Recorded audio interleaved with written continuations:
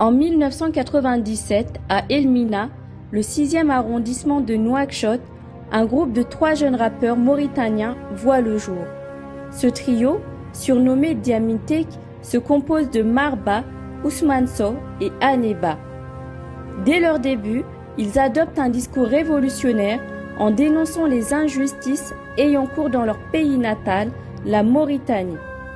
Racisme, esclavage, discrimination, corruption, violence du système d'État envers son peuple, Diamitek n'hésite pas à aborder tous ces sujets au risque et péril de leur vie.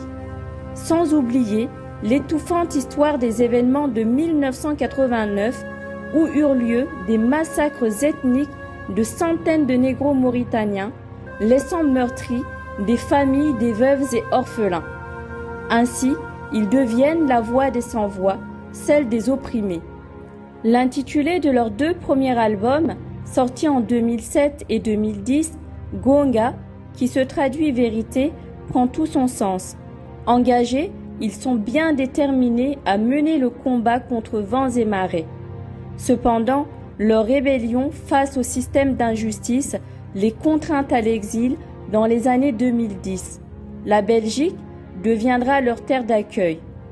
Le 5 mars 2022, après 10 ans d'exil, ils décident de rentrer dans leur pays natal avec un bagage qui aura un impact marquant et de lourdes conséquences. La sortie de leur 3e album, intitulé 30 ans. 30 ans. 30 ans d'impunité se sont déroulés depuis les massacres de 1989 et les soldats noirs pendus en 1990. Ce titre est à la fois